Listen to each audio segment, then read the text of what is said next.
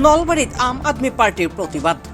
জিন্দাবাদ জিন্দাবাদ জিন্দাবাদ ইনকলাব জিন্দাবাদ জিন্দাবাদ জিন্দাবাদ আম আদমি পাৰ্টি জিন্দাবাদ জিন্দাবাদ জিন্দাবাদ আম আদমি পাৰ্টিৰ মুৰব্বী তথা দিল্লীৰ মুখ্যমন্ত্ৰী অৰবিন্দ কেজৰিৱালক কৰা গ্ৰেপ্তাৰৰ বিৰুদ্ধে প্ৰতিবাদ।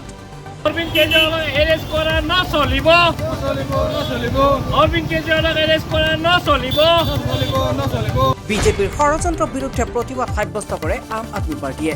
বিজেপি চৰকাৰ মুৰ্দাবাদ বিজেপি চৰকাৰ মুৰ্দাবাদ নলবাৰী চহৰৰ হৰি মন্দিৰ চকত সাব্যস্ত কৰে এই প্ৰতিবাদ।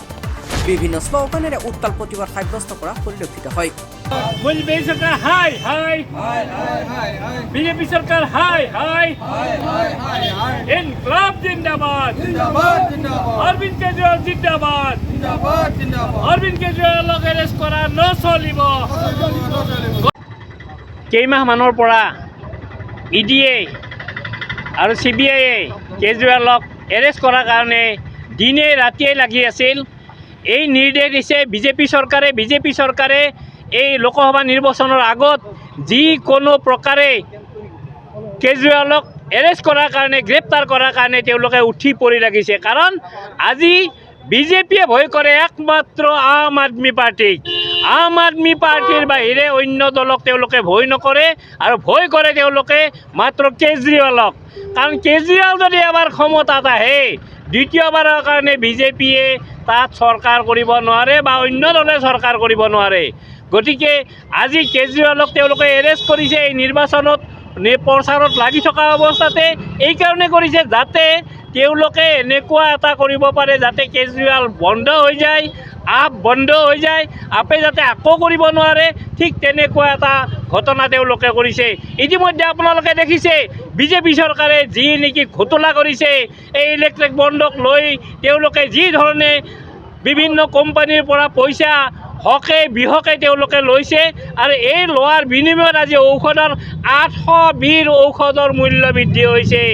আৰু এই ইলেক্ট্ৰিক বণ্ড ইতিমধ্যে আমাৰ যি সুপ্ৰিম কোৰ্টে তাক নাকচ কৰিছে, অবৈধ বুলি ঘোষণা কৰিছে। লগে লগে তেওঁক আচলতে এৰেষ্ট কৰিব লাগিছিল। কাৰণ তেওঁ এনেকুৱা অবৈধ কাৰবাৰ কৰি আছে, তেওঁ দেশৰ জনতাৰ পইচা তেওঁলোকে লুটি আছে, বস্তুৰ মূল্য বৃদ্ধি আছে। প্ৰতিটো কোম্পানীৰ পৰা তেওঁলোকে এই ধৰণে ইলেক্ট্ৰিক বণ্ডৰ জৰিয়তে পইচা লৈছে আৰু পইচা লৈ আজি দেশৰ মানুহক জুৰুলা কৰিছে।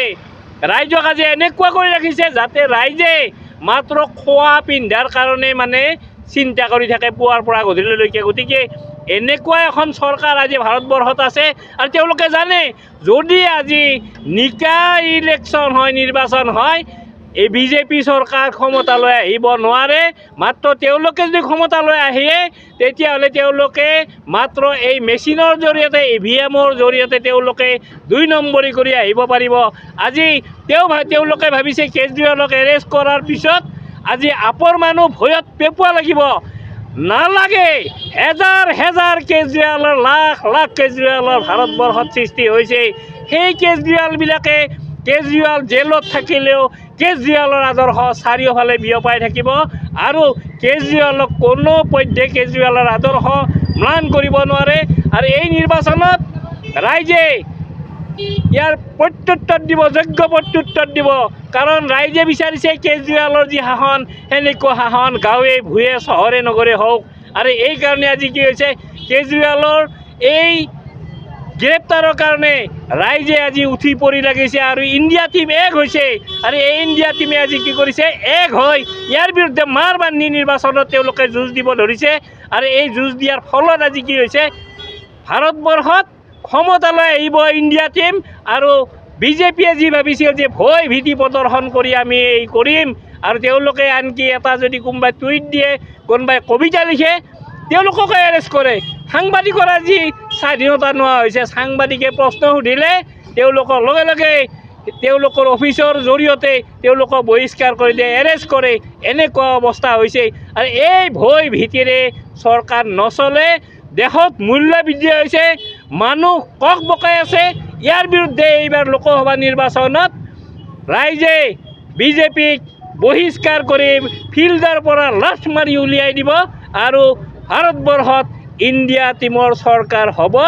আৰু ভাৰতবৰ্ষৰ ৰাইজৰ যি আজি দুৰ্দশা সেই দুৰ্দশা চিৰদিনৰ কাৰণে লাঘৱ হৈ যাব